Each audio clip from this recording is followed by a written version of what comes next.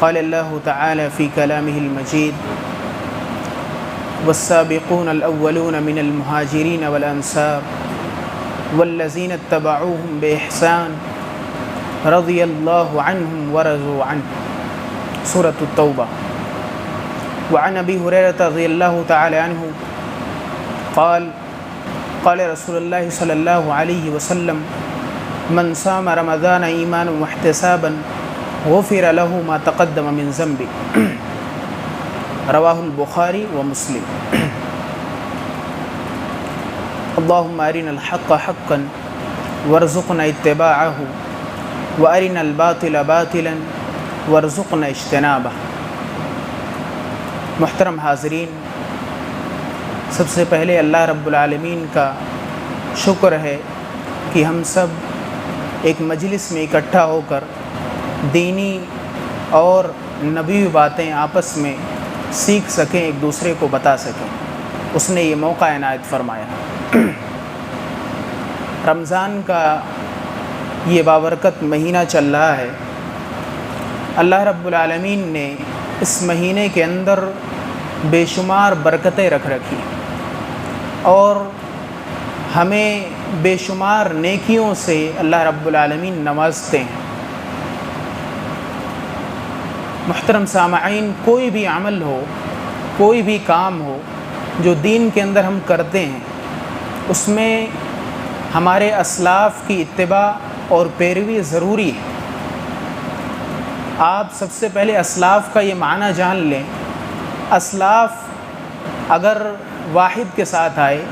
تو سلف ہوتا ہے. سلف کہتے ہیں وہ نیک لوگ جو پہلے گزر چکے ہیں. اگر آپ سلف کہہ دیں گے تو اس کا مطلب ہوگا وہ برے لوگ جو پہلے گزر چکے ہیں. صرف زبر اور سکون کا فرق ہے. زبر لگا دیں گے تو نیک لوگ ہو جائیں گے، اگر آپ سکون لگا دیتے ہیں تو برے لوگ بن جائیں گے. لہٰذا الفاظ پر بھی دھیان دینے کی ضرورت ہے. سلف کہا جائے گا، سلف نہیں. اسلاف کہتے ہیں وہ نیک لوگ جو پہلے گزر چکے ہیں. ان میں سب سے پہلے جناب محمد مصطفیٰ احمد مجتبیٰ صلی اللہ علیہ وسلم آتے ہیں. اس کے بعد صحابہ کرام رضی اللہ عنہم اجمعین آتے ہیں. تابعین اعظام آتے ہیں، تابعین اوساط آتے ہیں، تابعین صغرا آتے ہیں. اس کے بعد تبع تابعین آتے ہیں. الغرض جتنے لوگ بھی جو نیک گزر چکے ہیں وہ سب اسلاف کے اندر داخل ہیں. اور اللہ رب العالمین نے قرآن مجید سورہ توبہ آیت نمبر 100 میں ارشاد فرمایا السابقون الاولون من المہاجرین والانصار والذین اتبعوهم بإحسان. مہاجرین اور انصار میں سے جو لوگ پہلے اسلام قبول کرنے والے ہیں، پہلے اسلام لانے والے ہیں، اور وہ لوگ والذین اتبعوهم بإحسان جنہوں نے ان مہاجرین کی، ان انصار کی احسان کے ساتھ پیروی کی. احسان کا مطلب فی الاعتقاد، فی الاعمال، فی الاقوال. 3 چیزیں ہیں احسان کے اندر: اعتقاد میں، اعمال میں، اقوال میں. باتوں میں بھی، کاموں میں بھی، عقیدے میں بھی. جنہوں نے صحابہ کرام، مہاجرین اور انصار کی پیروی کرتے ہیں تو اس کا فائدہ یہ ہے رضی اللہ عنہم ورضوا عنہ. اللہ ان سے راضی ہوتا ہے، وہ اللہ سے راضی ہوتا ہے. والذین اتبعوهم بإحسان ہے. اس لفظ کی تفسیر میں مفسرین لکھتے ہیں 2 طرح کے اقوال موجود. پہلا قول یہ ہے کہ اس سے مراد وہ لوگ ہیں جنہوں نے صحابہ کرام کو دیکھا، ان سے تعلیم حاصل کی، یعنی اصطلاح میں تابعین. لیکن دوسرا قول یہ ہے کہ قیامت تک جتنے لوگ بھی اس دنیا میں آئیں گے اور جو بھی صحابہ کرام کی، اللہ کے رسول صلی اللہ علیہ وسلم کی پیروی کریں گے، وہ سب اس کے اندر داخل ہیں. ان سب سے اللہ رب العالمین راضی ہوں گے. رضی اللہ عنہم وہاں پر آپ دعائیہ مانیں گے، یعنی اللہ تعالیٰ ان سے راضی ہو. صحابہ کرام کے تعلق سے ماضی کا صیغہ مانا جاتا ہے، یعنی اللہ ان سے راضی ہو گیا. لیکن اگر صحابہ کے علاوہ کسی اور کے لیے رضی اللہ عنہ کا لفظ کہا جائے تو اسے آپ دعائیہ مانتے ہیں، گویا اللہ ان سے راضی ہو۔ ایک عربی کا ایک شاعر ہے، وہ کہتا ہے کہ تشبہ بالکرام، تشبہوا بالکرام ان لم تکونوا مثلہم، نیک لوگوں کی مشابہت اختیار کرو اگرچہ تم ان جیسے نہیں ہو سکتے۔ یعنی ہم تابعین، صحابہ، تبع تابعین ان جیسے تو نہیں ہو سکتے، لیکن کم سے کم ان کے جیسے اعمال کر کے، ان کے جیسے اقوال ہم کہہ کر ان کی مشابہت تو اختیار کر سکتے ہیں۔ فإن التشبہ بالکرام فلاح، کیونکہ نیک لوگوں کی مشابہت اختیار کرنا یہی حقیقی کامیابی ہے۔ اور پھر اللہ کے نبی صلی اللہ علیہ وسلم نے فرمایا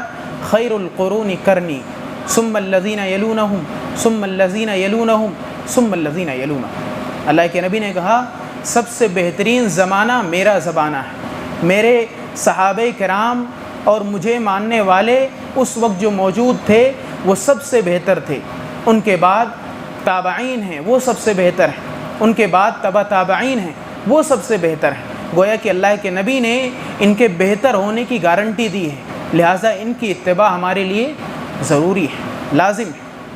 اور یہی وجہ ہے کہ یہ مضمون رکھا گیا ہے تاکہ آپ رمضان المبارک کے جو اعمال ہیں، جو آپ کام کرتے ہیں، وہ اسلاف کے اعمال کی روشنی میں کر سکیں،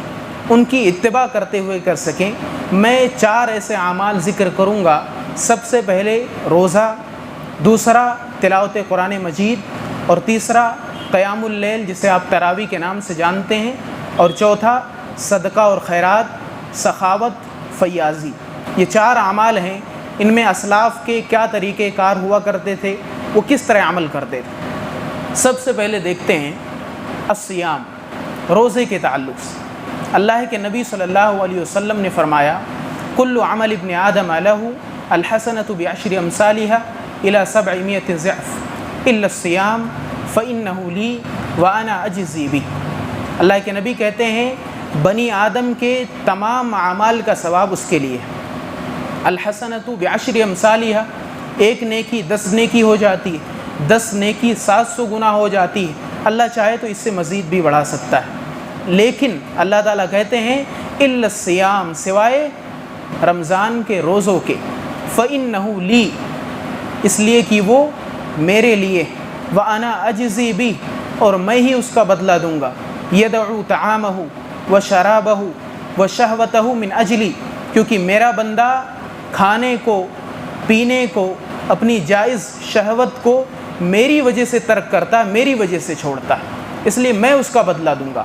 ایک دوسری حدیث میں ابو ہریرہ رضی اللہ تعالیٰ عنہ ارشاد فرماتے ہیں، آپ صلی اللہ علیہ وسلم نے فرمایا من صام رمضان ایمانا واحتساب، جس نے رمضان کے روزے رکھے ایمان کے ساتھ، اللہ رب العالمین سے خوف کھاتے ہوئے، ثواب کی امید رکھتے ہوئے، غفر لہ ما تقدم من ذنبہ، تو اس کے جو ماضی کے گناہ ہیں، جو پاسٹ میں جو اس نے گناہ کیے تھے، اللہ رب العالمین اس کو معاف کر دیتے ہیں۔ لیکن یاد رکھیں اس خوشخبری سے آپ کو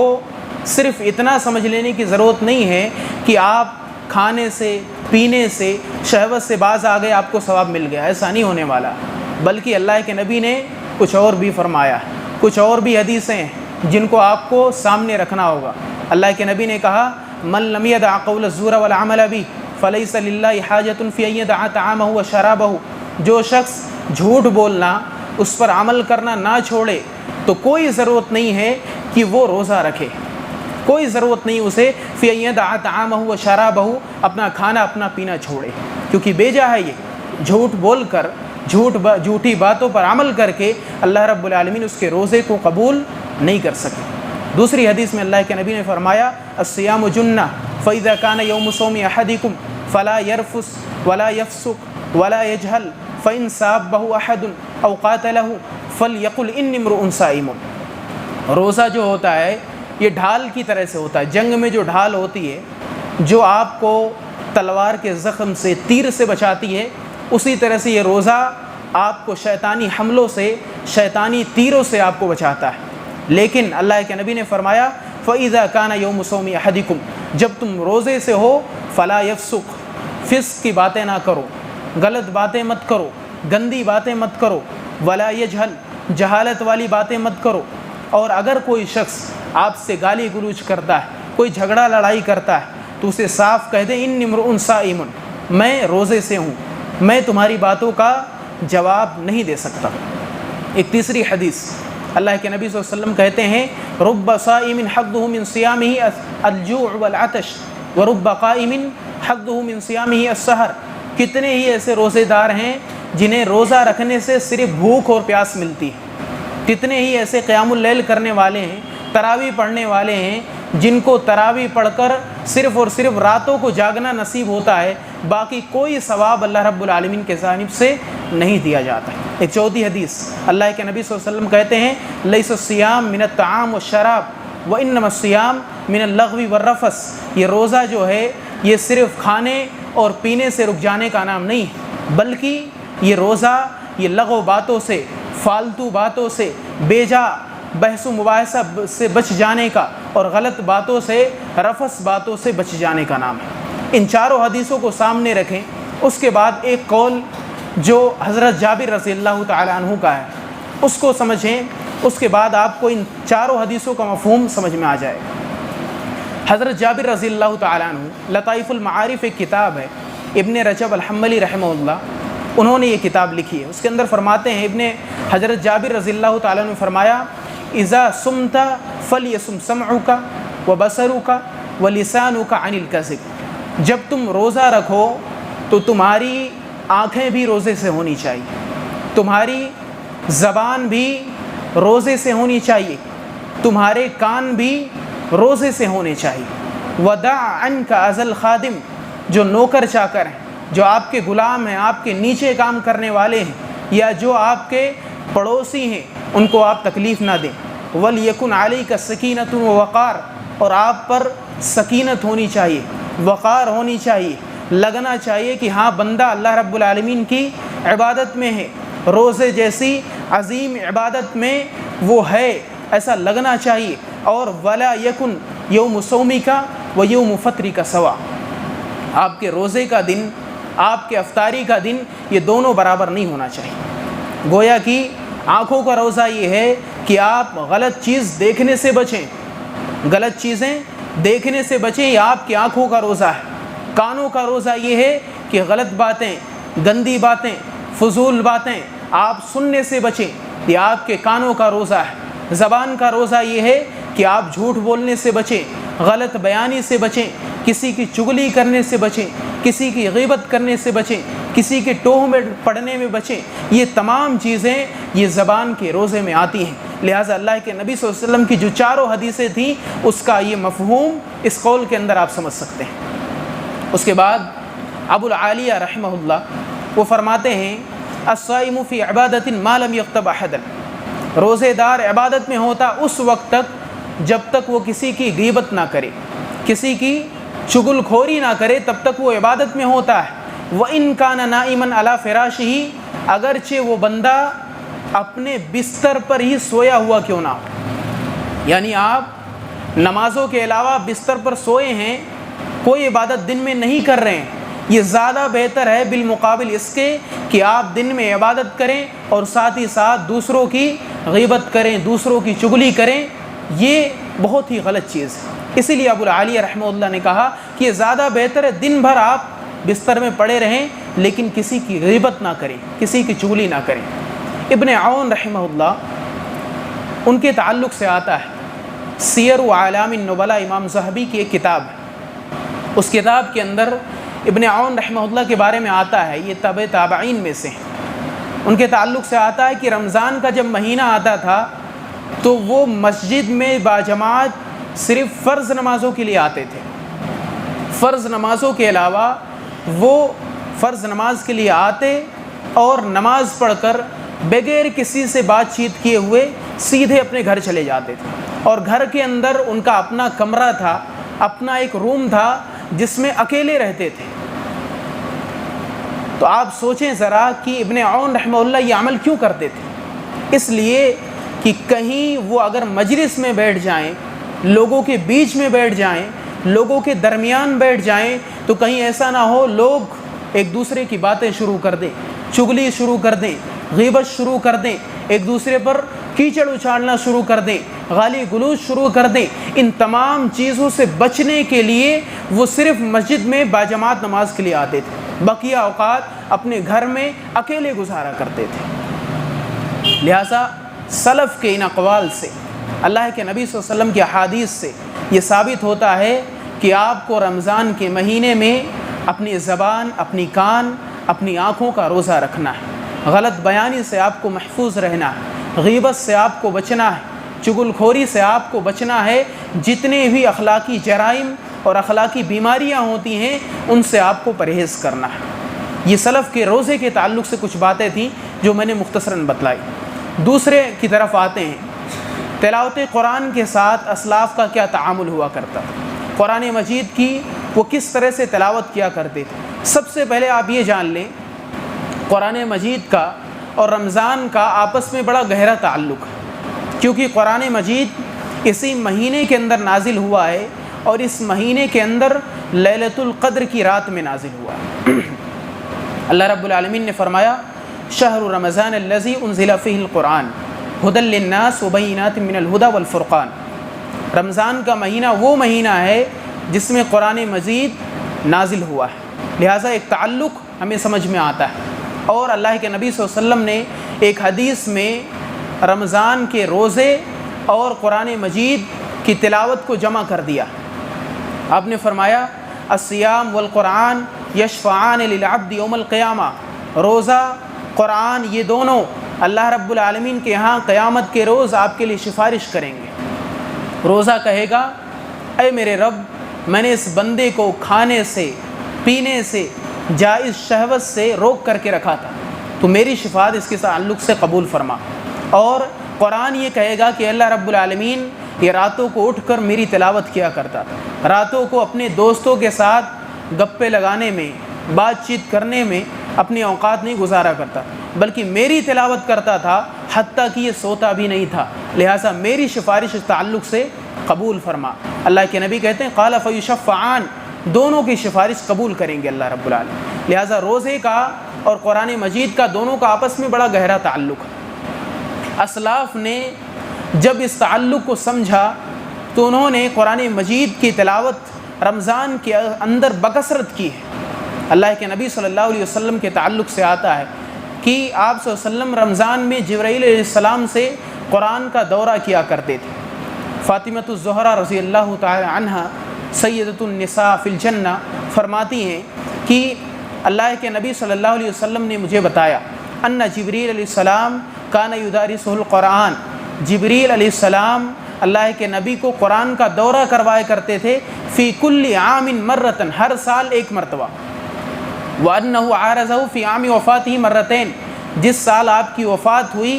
اس سال آپ صلی اللہ علیہ وسلم کو جبریل علیہ السلام نے 2 مرتبہ دورہ کرایا۔ آگے کہتی ہیں وَهَذَا كَانَ فِي شَهْرِ رمضان، اور یہ جو دورہ ہوا کرتا تھا وہ رمضان کے مہینے میں ہوا کرتا تھا۔ ابن عباس رضی اللہ تعالیٰ عنہ کی ایک حدیث آتی ہے، کہتے ہیں کہ ان المدارسۃ کانت بینہ و بین جبریل وکانت لیلا، کہ جو یہ دورہ ہوا کرتا تھا جبریل علیہ السلام کا اور آپ صلی اللہ علیہ وسلم کے بیچ میں، یہ رات کے وقت ہوا کرتا تھا۔ اس حدیث سے معلوم ہوتا ہے کہ قرآن مجید کی تلاوت رات کے وقت کرنا زیادہ بہتر ہے، زیادہ افضل ہے۔ وجہ کیا ہے؟ وجہ یہ ہے کہ رات کے وقت عمومی طور پر انسان دنیاوی مشغولیات سے دور ہو جاتا ہے، دنیا کے جو مشغولیات ہوتی ہیں ان سے کٹ جاتا ہے، اور اگر وہ رات کو تلاوت کرتا ہے تو اس کا ذہن قرآن مجید پر اور عبادت میں زیادہ لگتا ہے۔ قرآن مجید سے ایک دلیل آپ لے لیں، اللہ رب العالمین نے سورہ مزمل کے اندر ارشاد فرمایا ان ناشئۃ اللیل ہی اشد وطئا واقوم قیلا، رات کے وقت عبادت کرنا دل کے اندر زیادہ تاثیر پیدا کرنے والا ہے اور بات کے اعتبار سے بھی زیادہ مناسب ہے۔ دن میں کیوں نہیں کر سکتے؟ اللہ کے نبی صلی اللہ علیہ وسلم کے تعلق سے کہا ان لک فی النہار سبحا طویلا، دن میں تو بہت ساری مشغولیات ہوتی ہیں، بہت سارے لوگوں کو کام ہوتے ہیں، کہاں جانا رہتا ہے، کہیں کسی رشتہ دار کے یہاں جانا، کہیں وفات ہو گئی وہاں پر جانا، لیکن رات کے وقت یہ مشغولیتیں ختم ہو جاتی، اسی وجہ سے رات کے وقت قرآن مجید کی تلاوت کرنا زیادہ بہتر ہے۔ اسلاف کے اقوال سے یہ بات معلوم ہوتی ہے۔ ابن رجب رحمہ اللہ فرماتے ہیں کان بعض السلف یتلون القرآن فی ثلاث لیال، بعض سلف ایسے تھے جو قرآن مجید کی تلاوت 3 راتوں میں کیا کرتے تھے، وکان بعضهم فی کل 7، بعض ایسے تھے جو ہر 7 رات میں قرآن مجید ختم کر دیا کرتے تھے، وبعضهم فی کل 10، بعض اسلاف ایسے بھی تھے جو 10 راتوں میں قرآن مجید ختم کر دیا کرتے تھے، وکان السلف یتلون القرآن فی شہر رمضان فی الصلاۃ وغیرہا، اور اسلاف قرآن مجید کی تلاوت نماز کے اندر بھی کیا کرتے تھے اور غیر نماز میں بھی کیا کرتے تھے، نماز کے علاوہ بھی وہ قرآن مجید کی تلاوت کیا کرتے تھے، لیکن نماز میں اسلاف کی جو تلاوت ہوتی تھی قرآن مجید کی وہ بڑی لمبی ہوا کرتی تھی۔ اللہ کے نبی صلی اللہ علیہ وسلم کی ایک حدیث آپ سامنے رکھیں، حذیفہ رضی اللہ تعالیٰ عنہ وہ بیان کرتے ہیں کہ ایک مرتبہ رمضان کے وقت میں اللہ کے نبی صلی اللہ علیہ وسلم کے ساتھ رات کے وقت نماز کے لیے کھڑا ہو گیا، آپ صلی اللہ علیہ وسلم نماز پڑھ رہے تھے، میں بھی نماز پڑھنے لگا، کیفیت بیان کرتے ہیں، ثم قرأ بالبقرہ ثم النساء ثم آل عمران، سب سے پہلے اللہ کے نبی صلی اللہ علیہ وسلم نے سورہ بقرہ کی تلاوت شروع کی، ختم ہو گئی، اس کے بعد ثم النساء، سورہ نساء کی تلاوت شروع کی، وہ بھی ختم، اس کے بعد ثم آل عمران، آل عمران کی تلاوت شروع کی، وہ بھی ختم، 3 سورتیں اللہ کے نبی صلی اللہ علیہ وسلم نے ایک رات میں پڑھی، اور آگے کہتے ہیں کیفیت بیان کرتے ہوئے، لا یمر بآیۃ فیہا تخویف الا استعاذ، کسی آیت سے گزرتے وہاں پر کوئی خوف والا معاملہ ہوتا، جہنم سے ڈرایا جاتا تو اللہ کے نبی صلی اللہ علیہ وسلم پناہ طلب کرتے تھے کہ اللہ رب العالمین ہمیں جہنم سے محفوظ رکھ، ہمیں عذاب سے محفوظ رکھ، ہمیں دنیاوی عذاب سے محفوظ رکھ، اور اگر کہیں کسی ایسی آیت سے گزرتے جہاں پر طلب ورجا، کوئی طلب ہوتی، کوئی امید ہوتی، کوئی سوال ہوتا، تو اللہ کے نبی صلی اللہ علیہ وسلم سوال کر لیا کرتے تھے کہ اللہ رب العالمین ہمیں جنت کی خوشیاں نصیب فرما، ہمیں جنت الفردوس نصیب فرما، اس کے علاوہ جو نعمتیں ہوتی ہیں جنت میں ان کا سوال اللہ کے نبی صلی اللہ علیہ وسلم کر لیا کرتے۔ تو گویا کہ اس حدیث سے معلوم ہوتا ہے اللہ کے نبی بہت ٹھہر ٹھہر کر قرآن پڑھتے تھے، اور نمازوں میں قرآن بڑا لمبا پڑھا کرتے تھے اللہ کے نبی صلی اللہ علیہ وسلم۔ آج کل جو حفاظ ہوتے ہیں راجدھانی ایکسپریس کی طرح سے وہ نمازوں میں قرآن مجید کی تلاوت کرتے ہیں، یہ قرآن مجید کا مذاق اڑایا جاتا ہے، یقیناً تو قرآن مجید کا مذاق اڑایا جاتا ہے اس طرح سے قرآن مجید کو پڑھ کر، ورنہ قرآن مجید کے حقوق میں سے ایک حق ہے کہ اسے آہستہ پڑھا جائے، ٹھہر ٹھہر کر، ورتل القرآن ترتیلا، قرآن مجید کو ٹھہر ٹھہر کر آپ پڑھیں۔ اس کے علاوہ اسود بن یزید رحمہ اللہ کے تعلق سے آتا ہے، کہتے ہیں ابن رجب رحمہ اللہ کہ اسود بن یزید کان یختم القرآن فی رمضان فی کل لیلتین، 2 راتوں میں قرآن مجید، اسود بن یزید رحمہ اللہ 2 راتوں میں قرآن مجید ختم کر دیتے تھے، اور اسود بن یزید مغرب اور عشاء کے بیچ میں سویا کرتے تھے، مغرب اور عشاء کے بیچ میں جو وقت ہوتا ہے تقریباً 1 یا سوا گھنٹے کا، اس وقت میں وہ سویا کرتے تھے، مقصد یہ ہوتا تھا لِأَجْلِ أَن يَسْتَعِينَ عَلَى صَلَاةِ الْعِشَاءِ وَقِيَامِ رمضان، مقصد یہ ہوتا تھا کہ وہ اس کی وجہ سے چست فرت ہو کر عشاء کی نماز پڑھ سکیں اور اس کے بعد لمبا قیام اللیل کر سکیں۔ لیکن سلف صرف اور صرف قرآن مجید رمضان کے اندر ہی نہیں پڑھتے تھے، وہ رمضانی نہیں تھے بلکہ رمضان کے علاوہ وہ دیگر ایام میں پورے سال قرآن مجید کی تلاوت کرتے۔ اسود بن یزید انہی کے تعلق سے آتا ہے وَكَانَ يَخْتِمُ فِي غَيْرِ رمضان فِي كُلِّ 6 لیال، 6 راتوں کے اندر قرآن مجید غیر رمضان میں بھی ختم کر دیتے، رمضان کے علاوہ جو دوسرے دن ہوتے تھے 6 راتوں میں قرآن مجید ختم کر دیتے۔ لیکن یاد رکھیں آج ہماری جو کیفیت ہے، ہماری جو مسلمانوں کی جو حالت ہے، ہم قرآن مجید کو صرف رمضان کے اندر ہی اٹھاتے ہیں، ورنہ پورے سال طاقوں میں رکھے رکھے قرآن مجید پر گرد و غبار جمع ہو جاتے ہیں، لیکن ہمیں اسے اٹھا کر پڑھنے کی توفیق نہیں ہوتی۔ اسلاف کا یہ عمل ہرگز نہیں تھا، پورے سال قرآن مجید کی تلاوت کرتے تھے، اور ہم اگر قرآن مجید کی تلاوت رمضان میں کرتے بھی ہیں تو پہلے عشرے میں زیادہ تلاوت ہوتی ہے، وقیہ اگر پہلا عشرہ 10 دن ختم ہو جاتے ہیں پھر لوگوں کی ہمتیں جواب دے جاتی ہیں، دھیرے دھیرے کم ہونا شروع ہوتے ہیں، یہاں تک کہ اخیر میں بالکل چھوڑ دیتے ہیں، اور اگر قرآن بھی پڑھتے ہیں تو پیچھے دیکھتے رہتے ہیں کہ کتنے صفحات ہوئے ہیں، کتنے پارے ہو گئے، گنتے رہتے ہیں قرآن مجید کی آیتیں کتنی ہوئی، صفحات کتنے ہوئے۔ اسلاف کا یہ طریقہ نہیں تھا، وہ قرآن مجید جب پڑھتے تھے تو قرآن مجید کے صفحات نہیں گنتے تھے،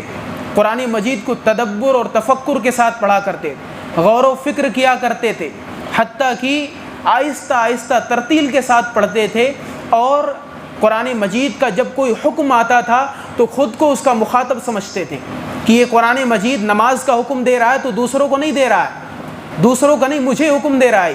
قرآن مجید اگر کسی بات سے منع کر رہا ہے تو مجھے منع کر رہا ہے۔ پہلے دوسروں پر نہیں فٹ کرتے تھے کہ ڈائریکٹ قرآن مجید کو جو احکام ہیں وہ اپنے علاوہ دوسروں پر فٹ کریں، نہیں، سب سے پہلے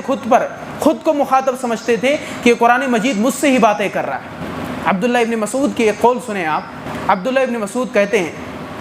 کہ اے لوگو، یا ایھا الناس اذا قرأتم فی القرآن، جب تم قرآن مجید کے اندر پڑھو، یا اذا سمعت فی القرآن، جب تم قرآن مجید کے اندر سنو، یا ایھا الذین آمنوا، یہ لفظ یعنی اے وہ لوگو، قرآن مجید کے اندر جہاں بھی آ جائے یا ایھا الذین آمنوا فرعھا سمعک، تو ذرا سا کان لگا لیا کرو، فإما خیر تؤمر بہ، کیونکہ یا تو کسی بھلائی کا حکم دیا جا رہا ہوگا، وإما شر تنہی عنہ، یا تو کسی برائی سے آپ کو روکا جا رہا۔ عبداللہ ابن مسعود یہ کہنا چاہتے ہیں کہ جہاں پر آ جائے اے ایمان والو، تو اس کے بعد اللہ رب العالمین کسی بات کا آپ کو حکم دیں گے، نماز پڑھو، روزہ رکھو، زکوٰۃ دو، اور یا پھر کسی چیز سے منع کریں گے، شراب سے بچو، زناکاری سے بچو، برائیوں سے، فحاشیوں سے بچو، ان چیزوں سے روکا جا رہا ہو، لہٰذا جب بھی ایھا الذین آمنوا آئے تو اپنا کان ذرا سا کھول لیا کریں۔ اور اسی طرح سے اسلاف قرآن مجید کو ٹھہر ٹھہر کر پڑھتے تھے، سمجھ کر تدبر کے ساتھ پڑھا کرتے تھے۔ اس کی ایک دلیل میں آپ لوگوں کے سامنے رکھوں۔ ابو حمزہ رحمہ اللہ ابن عباس رضی اللہ تعالیٰ عنہ کے پاس آتے ہیں اور کہتے ہیں انی سریع القراءہ، میں قرآن بہت فاسٹ پڑھتا ہوں۔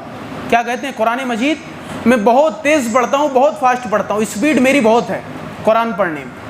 میں قرآن مجید 3 راتوں میں ایک بار ختم کر دیتا ہوں۔ دراصل وہ چاہتے یہ تھے کہ ابن عباس جب یہ بات سنیں گے تو میری تعریف کریں گے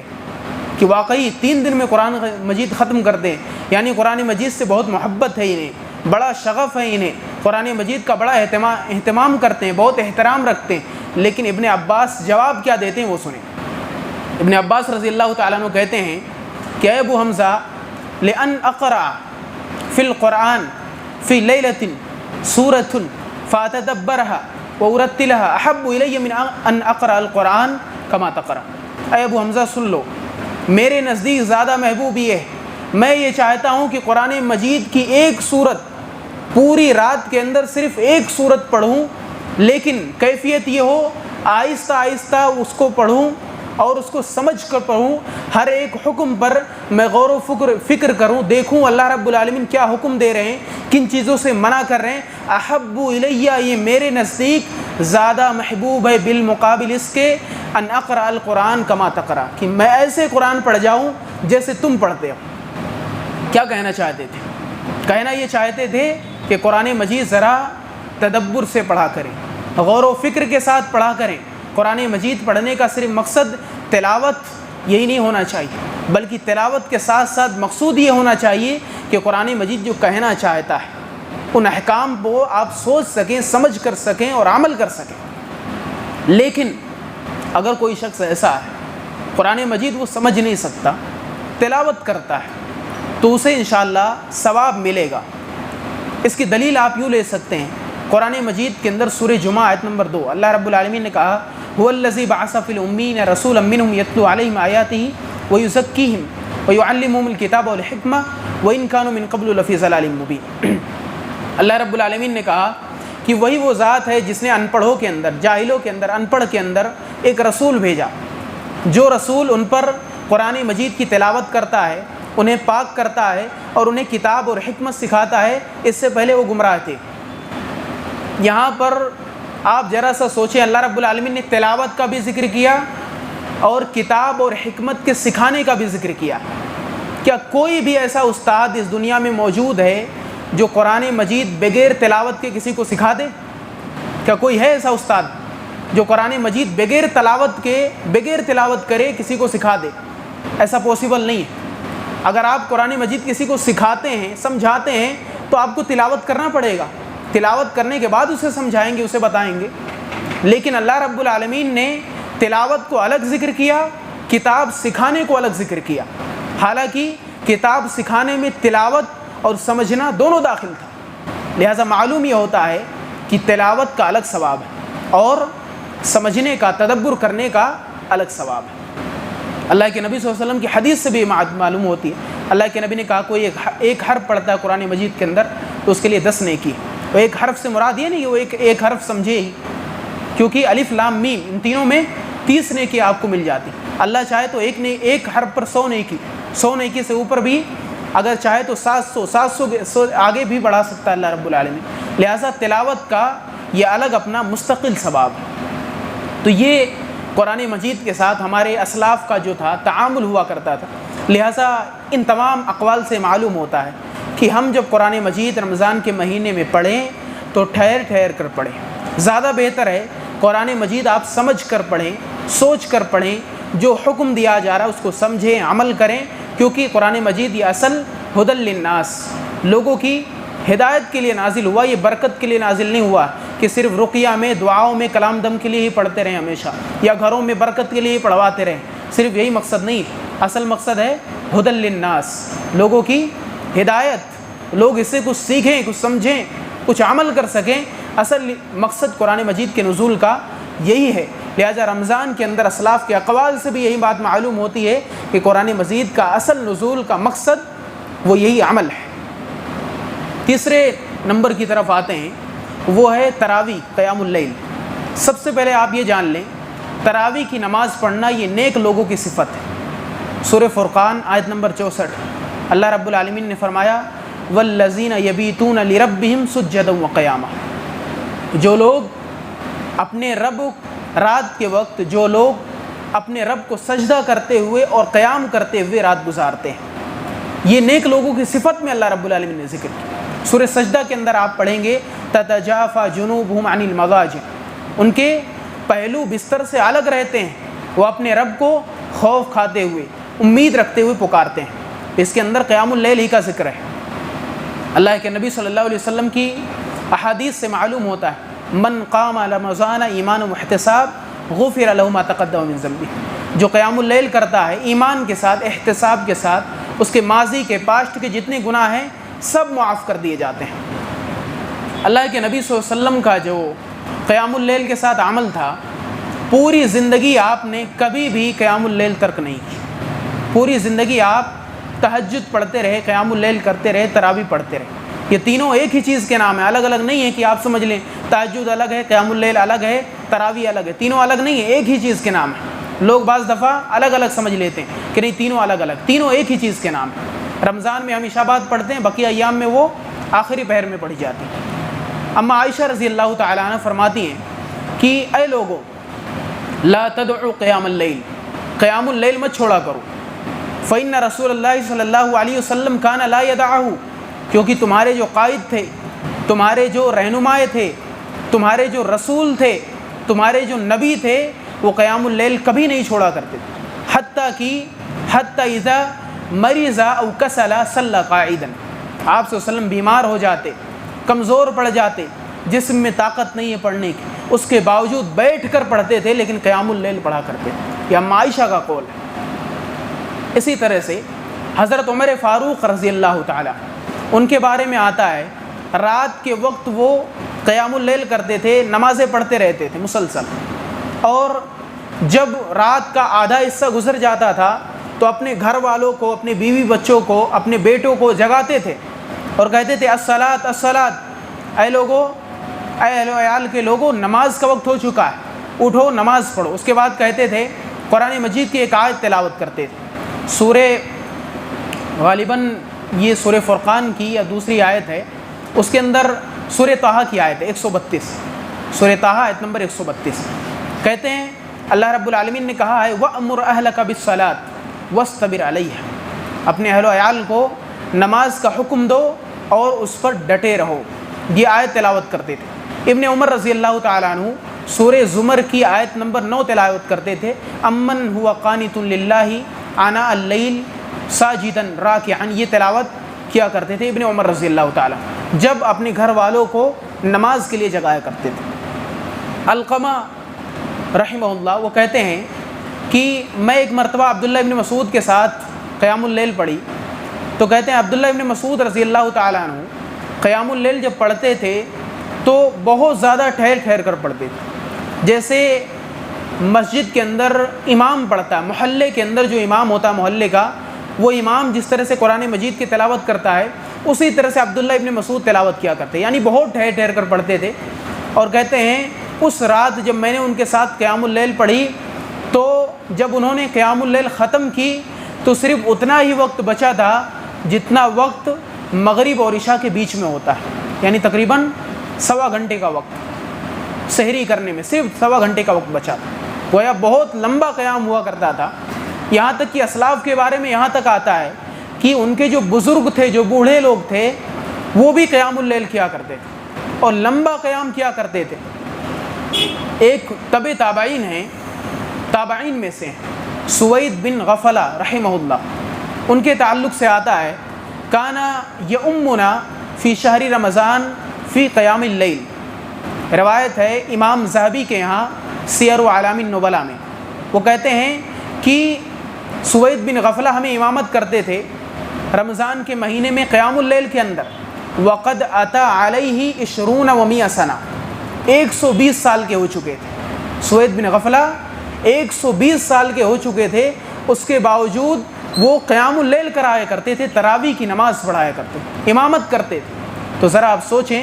کہ اسلاف اس قدر اس نماز کا اہتمام کیا کرتے تھے۔ اسی طرح سے عبداللہ حضرت عمر رضی اللہ تعالیٰ عنہ نے جب اپنے دور خلافت کے اندر قیام اللیل باجماعت نماز پڑھانے کا حکم دیا تھا، تمیم داری رضی اللہ تعالیٰ عنہ، ابی بن کعب رضی اللہ تعالیٰ عنہ کو حکم دیا کہ وہ لوگوں کو 11 رکعت نماز پڑھائیں، اور یہ بھی حکم دیا کہ وہ ٹھہر ٹھہر کر نماز پڑھائیں۔ راوی بیان کرتے ہیں ان کے پیچھے پڑھنے والے کہ وہ اس قدر ٹھہر ٹھہر کر پڑھتے تھے کہ ایک تو 200 آیتیں پڑھتے تھے، 200 آیتیں، اور وہ بھی ٹھہر ٹھہر کر پڑھتے تھے، یہاں تک کہ ہمیں یہ خوف ہونے لگتا تھا کہ کہیں ہماری سحری کی وقت نہ چلا جائے، سحری کا جو وقت ہوتا ہے وہ وقت نہ ختم ہو جائے، اتنا لمبا ہوتا تھا۔ ایوب السجستیانی ان کے تعلق سے بھی آتا ہے کہ وہ بھی کافی لمبا قیام کیا کرتے تھے۔ لہٰذا محترم سامعین، قیام اللیل یہ ہمارے لیے لمبا ہونا چاہیے، بڑا ہونا چاہیے، ہمیں اکتانا نہیں چاہیے۔ ایک ہی مہینے ہیں، یہ نیکیاں لوٹنے کا مہینہ ہے، نیکیاں زیادہ سے زیادہ کمانے کا مہینہ ہے۔ اسلاف کے اقوال سے یہی بات معلوم ہوتی ہے کہ ہمیں لمبا قیام کرنا چاہیے، زیادہ قرآن سننا چاہیے، تاکہ ہم زیادہ سے زیادہ نیکیاں اپنے نام اعمال میں داخل کر سکیں۔ ایک آخری چیز ہے جسے بیان کر کے انشاءاللہ یہ درس ختم ہوگا۔ آخری جو بات ہے اسلاف کے تعلق سے، جود و سخا کے تعلق سے، فیاضی کے تعلق سے، صدقہ اور خیرات کے تعلق سے، غریبوں، مسکینوں، یتیموں، بیواؤں پر خرچ کرنے کے تعلق سے، اس کے اندر ہمارے قائد، ہمارے رہنما، اللہ کے نبی جناب محمد مصطفیٰ صلی اللہ علیہ وسلم، آپ صلی اللہ علیہ وسلم لوگوں میں سب سے زیادہ سخی تھے، سب سے زیادہ فیاض تھے، حتیٰ کہ آپ صلی اللہ علیہ وسلم کے بارے میں یہ قول مشہور ہے، کانا ما قال لا قط الا فی التشہد، آپ صلی اللہ علیہ وسلم نے لا کبھی بھی نہیں کہا سوائے تشہد کے، تشہد کے علاوہ کبھی بھی آپ صلی اللہ علیہ وسلم نے لا نہیں کہا۔ لا کا مطلب ہوتا نہیں، یعنی تشہد میں اشہد اللہ الہ الا یہ جو پڑھتے ہیں، اس کے علاوہ آپ صلی اللہ علیہ وسلم کبھی بھی لا اپنی زبان پر نہیں لاتے تھے، یعنی مبالغہ، کسی بھی سائل کو آپ صلی اللہ علیہ وسلم خالی ہاتھ واپس نہیں لوٹاتے تھے، کچھ نہ کچھ اسے ضرور دیا کرتے تھے۔ اسی طرح سے ابن عباس رضی اللہ تعالیٰ عنہ کہتے ہیں کہ اللہ کے نبی صلی اللہ علیہ وسلم تیز ہوا سے بھی زیادہ سخی ہو جاتے تھے۔ رمضان کے مہینے میں جس طرح تیز ہوا چلتی ہے تو وہ صرف باہر رہنے والوں کو نہیں بلکہ جو گھر میں بیٹھے ہوتے ہیں ان کو بھی لگتی ہے، اسی طرح سے آپ صلی اللہ علیہ وسلم کی فیاضی کا یہ عالم تھا کہ آپ کی فیاضی سب کو پہنچتی تھی، سارے لوگ اس سے مستفید ہوتے تھے، اس سے فائدہ اٹھاتے تھے۔ اسلاف کے تعلق سے آتا ہے، 2-3 واقعات میں بتلاتا ہوں آپ کو۔ ابن عمر رضی اللہ تعالی عنہما، ان کے تعلق سے آتا ہے جب بھی روزے کے اندر افطاری کرتے تھے تو اپنے ساتھ کسی مسکین کو بیٹھا لیتے تھے، کسی مسکین کو، کسی غریب کو بیٹھا کر ہی افطاری کیا کرتے تھے۔ ایک مرتبہ ایسا ہوا کہ ان کے گھر والوں نے انہیں منع کر دیا کہ کیا آپ ہمیشہ روزانہ جو ہے افطاری کے وقت کسی مسکین کو، کسی غریب کو بیٹھا کر اپنے ساتھ کھلاتے رہتے ہیں۔ ناراض ہو گئے ابن عمر رضی اللہ عنہ، ناراض ہو گئے اور اس رات کھانا تک نہیں کھایا، کھانا چھوڑ دیا اس رات۔ ایک اور واقعہ انہی کے تعلق سے آتا ہے، ابن عمر رضی اللہ عنہما کے تعلق سے۔ گھر میں بیٹھے کھانا کھا رہے تھے، تمام لوگ، ان کے گھر کے جتنے لوگ تھے، جتنے افراد تھے، سب کھانا کھا رہے تھے، یہ بھی اپنا کھانا کھا رہے تھے۔ اچانک ایک سائل کی آواز آتی ہے، مانگنے والی کی آواز آتی ہے۔ ابن عمر کے کانوں میں یہ آواز پہنچتی ہے، ابن عمر اپنا جو کھانا تھا، جو حصہ تھا، وہ اٹھا کر لے جاتے ہیں اور اس سائل کو پورا کا پورا دے دیتے ہیں۔ جتنا حصہ تھا، کھانے بیٹھے تھے، کھانا نہیں کھاتے، کھانے سے پہلے ہی آواز آ جاتی ہے، پورا کھانا لے جا کر اس مانگنے والے کو سائل کو دے دیتے ہیں۔ واپس آتے ہیں گھر میں، دیکھتے ہیں کھانا ختم ہو چکا ہے، گھر والے اپنا اپنا کھانا، اپنا اپنا حصہ سب کھا چکے ہیں اور ہانڈی میں کچھ بھی نہیں بچا ہے۔ اسی حالت میں وہ رات بھی گزارتے ہیں اور صبح بھوکے پیٹ روزہ رکھتے ہیں۔ یہ ہمارے اسلاف تھے جو سائل کرنے والوں، سوال کرنے والوں کا اتنا اہتمام کیا کرتے، جو غریبوں کا، مسکینوں کا، یتیموں کا اس قدر خیال رکھا کرتے، حتیٰ کہ امام احمد بن حنبل رحمہ اللہ کے تعلق سے آتا ہے کہ ایک مرتبہ وہ کھانے کے لیے بیٹھے تھے، اچانک کوئی مانگنے والا آ گیا، 2 سوکھی روٹیاں تھیں، صرف 2 سوکھی روٹیاں دسترخوان بچھا کر وہ غالباً افطاری کرنے جا رہے تھے۔ آپ دیکھیں اسلاف 2 سوکھی روٹی سے افطاری کرتے۔ آج ہمارے پاس اللہ کی ہر طرح کی نعمت ہوتی ہے، طرح طرح کے قسم قسم کے فروٹس ہوتے ہیں، لیکن افسوس ہے کہ ہمیں اس بات کی بھی توفیق نہیں ہوتی ہے کہ ان نعمتوں پر اللہ کا شکر ادا کر لیں، توفیق نہیں ہوتی ہے۔ اسلاف کا یہ معاملہ تھا کہ اگر انہیں زیادہ نعمتیں مل جاتی تھیں تو ڈرنے لگتے تھے، خوف کھانے لگتے تھے کہ کہیں ایسا تو نہیں کہ آخرت کی جو نعمتیں ہیں اللہ رب العالمین نے اٹھا کر ہمیں دنیا میں دے دی ہیں، خوف کھاتے تھے۔ امام احمد بن حنبل رحمہ اللہ 2 سوکھی روٹی لے کر بیٹھے، سائل کی آواز آتی ہے، دونوں سوکھی روٹی اٹھا کر لے جا کر اس مانگنے والے کو دے دیتے ہیں، واپس آ کر اپنا دسترخوان اٹھاتے ہیں اور یوں ہی بھوکے پیٹ روزہ رکھ لیتے ہیں۔ رات کو بھی کچھ نہیں کھایا، صبح کے وقت بھی کچھ نہیں کھایا، اسی طرح سے وہ روزہ رکھ لیتے ہیں۔ تو یہ ہمارے اسلاف کا یہ تعاون تھا۔ اسی طرح سے سیر اعلام النبلاء کے اندر امام ذہبی نے ایک اور سلف کا قول نقل کیا ہے کہ سلیمان بن ابی موسیٰ، غالباً ان کے تعلق سے آتا ہے کہ رمضان کے اندر ہر روز 50 مسکینوں کو کھانا کھلاتے تھے، اور جب چاند رات ہوتی تھی، چاند رات کو سب کو ایک ایک جوڑا کپڑا دیتے تھے اور 100 درہم سب کو دیتے تھے۔ اور اس کے بعد آپ یہ اندازہ لگا سکتے ہیں کہ اسلاف کا کس قدر اہتمام ہوا کرتا تھا۔ امام زہری رحمۃ اللہ علیہ نے اس مہینے کو کہا اطعام الطعام، یہ مہینہ کھانا کھلانے کا مہینہ ہے، مسکینوں کو، بیواؤں کو کھانا کھلانے کا مہینہ۔ امام شافعی نے کہا کہ جو لوگ مالدار ہیں، جو اہل ثروت حضرات ہیں، ان کو اس مہینے میں اللہ کے نبی صلی اللہ علیہ وسلم کی اتباع میں بہت زیادہ سخی اور فیاض ہونا چاہیے، کیونکہ اللہ کے نبی بہت زیادہ سخی تھے، اور آپ کی سخاوت کی ضرورت اس مہینے میں مسکینوں کو، یتیموں کو، غریبوں کو زیادہ ہوتی، کیونکہ کتنے ایسے مزدور ہوتے ہیں جن کا خرچ ان کی مزدوری کی وجہ سے چلتا ہے، لیکن رمضان کے مہینے میں گرمی کی وجہ سے، دھوپ کی وجہ سے وہ اپنا معاش ترک کر دیتے ہیں، چھوڑ دیتے ہیں روزہ رکھنے کے لیے۔ لہٰذا ایسے مزدوروں کو آپ کی سخاوت کی ضرورت ہے، آپ کی فیاضی کی ضرورت ہے، آپ کی مال کی ضرورت ہے، تاکہ ان کی مدد ہو سکے۔ لہٰذا اسلاف کے اقوال سے ہمیں بات معلوم ہوتی کہ ہم اللہ کے نبی صلی اللہ علیہ وسلم کی اتباع میں، صحابہ کرام کی اتباع میں، سلف صالحین کی اتباع میں، ہم رمضان کے اندر کم سے کم اپنی تنخواہ کا 20% 30% حصہ ضرور ایسے لوگوں کے لیے مقرر کریں جو سماج کے اندر، آپ کے سماج میں جو غریب ہیں، جو مسکین ہیں، جو بیوہ ہیں، جو اپنا گھر کا خرچ نہیں سنبھال سکتے ہیں، ایسے لوگوں کے لیے آپ متعین کر لیں، اور آپ پتہ لگایا کریں کہ کون ایسے لوگ ہیں جو محتاج ہیں، جو غریب ہیں، اور چپکے سے ان کے پاس ضرورت کے سامان پہنچا دیا کریں۔ یہی ہمارے سلف کا طریقہ کار رہا ہے۔ حضرت جبیر، غالباً ابو ذر رضی اللہ تعالیٰ عنہ کے تعلق سے آتا ہے کہ انہوں نے کہا کہ اے لوگوں صدقہ کیا کرو، تصدقوا لمخافت یوم عسیر، آخرت کے دن کے عذاب سے بچنے کے لیے تم صدقہ کیا کرو، کیونکہ یہ صدقہ آپ کو کل قیامت کے روز اللہ رب العالمین کے عذاب سے محفوظ رکھے گا، بلاؤں سے مصیبتوں سے محفوظ رکھے گا۔ لہٰذا میں آخر میں آپ لوگوں کے سامنے یہی بات کہنا چاہوں گا،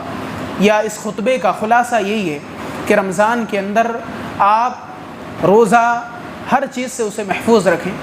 جو بھی شیطانی وساوس ہوتے ہیں اس کو محفوظ رکھیں، قیام اللیل لمبا کیا کریں، زیادہ کوشش یہی ہو کہ لمبا کیا کریں، اور قیام اللیل کے اندر جو قرآنی آیتیں پڑھی جاتی ہیں وہ آہستہ ہوں۔